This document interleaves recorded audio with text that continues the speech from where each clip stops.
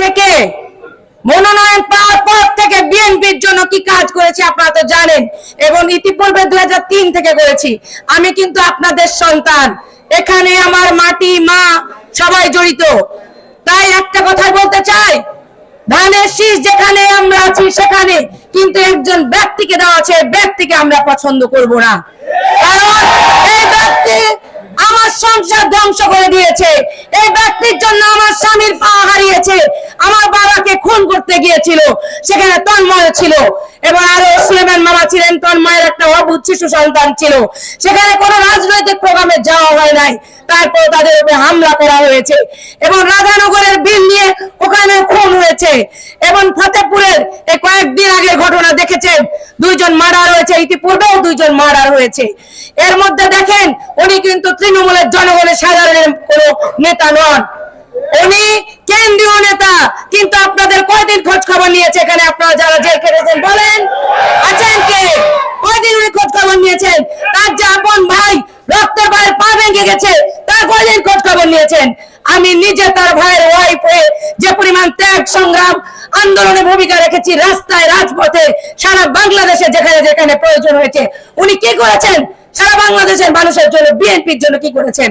এখানে যারা নেতাকর্মী ছিলেন তাদের জন্য উনি কি করেছেন? কোন খোঁজ খবর রেখেছেন? আপনারা বলেন, কার খোঁজ খবর রেখেছে? ছাত্র দল, যুব দল, স্বেচ্ছাসেবক দল, কারো কোনো খোঁজ খবর রেখেছেন? পৌরসভার নির্বাচনে আমাকে পরাজিত করে আমাকে পরাজিত করার লক্ষ্যে উনি ইভিএম কন্ট্রাক্ট করেছেন, উনি আওয়ামী লীগের প্রার্থীকে নৌকাকে জিতিয়েছেন, আবারও উনি স্বতন্ত্র প্রার্থী দাঁড় করিয়েছেন, কেউ দাঁড়াতে চাইছিল না, তারপর জোর করে অর্থ দিয়ে দাঁড় করিয়েছেন। আমার মনোনয়ন না হোক এজন্য কত অনেক পরিমাণ টাকা খরচ করেছেন। 71 বার জনাব তারেক রহমান আমাদের অ্যাক্টিং চেয়ারম্যানকে ফোন করেছেন এবং গুলশান পল্টন তার যারা আছে তাদেরকে উনি বিভিন্ন ভাবে চেষ্টা করেছেন, আমার নমিনেশন আটকাতে পারেন নাই। এখন আমরা যারা মনোনয়ন প্রত্যাশী আছি, সবার থেকে আমি বয়সে ছোট, আমার একটাই কথা, একটাই দাবি, উনি ব্যক্তি ছাড়া ধানের শীষ আমার রক্তে ধানের শীষ মিশে আছে। আমি ধানের শীষের জন্য জীবন দিতে পারি। আমার 11 বছরের বাচ্চা নিয়ে বসার কাজের মানুষ সার্ভেন, ছাত্র দল, যুব দল, স্বেচ্ছাসেবক দল এবং মহিলা দল নিয়ে আমি যে আন্দোলন সংগ্রামে ভূমিকা রেখেছি সেটা কিন্তু উনি করেন নাই। উনার জন্য আমার কোন ধরনের ত্যাগ তিতিক্ষা অবদানের কমতি ছিল না, কিন্তু উনি আমার জন্য কিছুই করেন নাই, আমাদের পরিবারের জন্য কিছুই করেন নাই। উনি নাচল ভোলাহাট গোমস্তাপুরের অরিজিনাল বিএনপির নেতাকে চিনেন নাই, না হলে আজকে 16 জন মনোনয়ন প্রত্যাশী থাকতেন না, 2-3 জন হয়তো থাকতেন।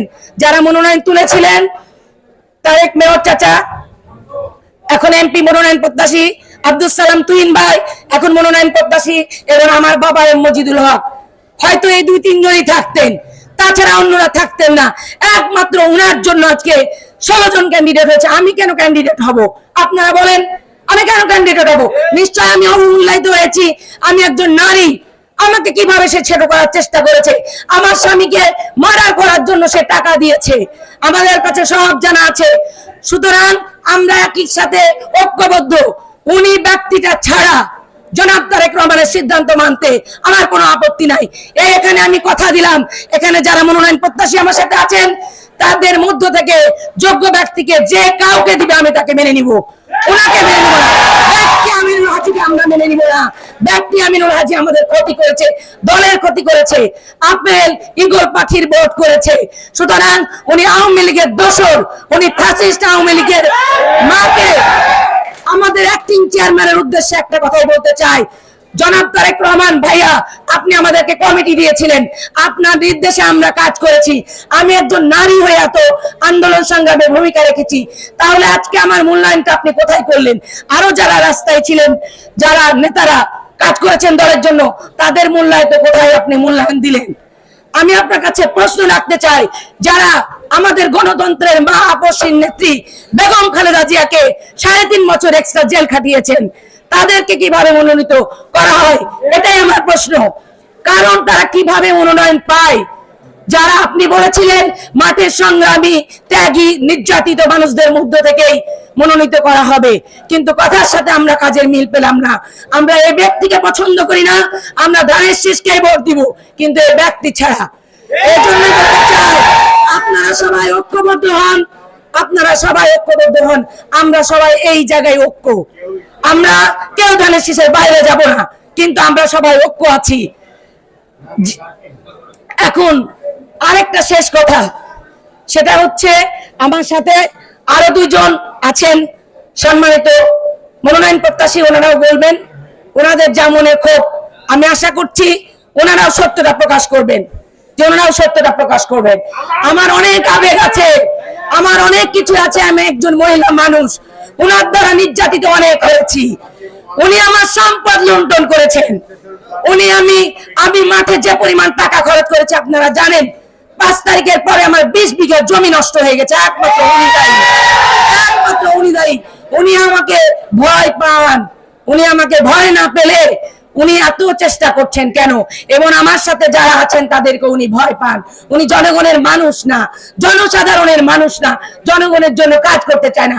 কাজ করতে চাইলে উনি প্রথমেই আমাদের জনাব তারেক রহমান বলেছিলেন প্রথম দিনই যে আগে মনোনয়ন খসড়া ঘোষণা করা হবে সেই আগে প্রত্যেকটা প্রার্থীর সাথে যোগাযোগ করবে, কোলাকুলি করবে, তার বাসায় যাবে। অথচ ওনারা বড় বড় হুমকি দিচ্ছেন, কথা বলছেন। উনার হুমকি আমরা মানবো কি? মানবো না, মানবো না, মানবো না। উনি এখানকার কোনো সন্তান না, এখানকার মানুষ না, আমরা এখানকার লোকাল মানুষ। আমরা যারাই মনোনয়ন প্রত্যাশী আছি এই আমাদের লোকাল মানুষদেরকে দিতে হবে ইনশাআল্লাহ। ভালো থাকবেন। জাতীয়তাবাদী আদর্শে সবাইকে আমি বিশ্বাস করি, সম্মান করি, ভালোবাসি। আপনারা আমার জন্য দোয়া করবেন, আমাদের সাথে যারা প্রার্থী আছে সবার জন্য দোয়া করবেন, এবং সবাই ঐক্য থাকবেন। আমরা ধানের শীষের বাইরে নই, বারবার বলছি আমরা ধানের শীষেরই মানুষ। আসসালামু আলাইকুম। 10 মিনিটের একটু বিরতি হোক।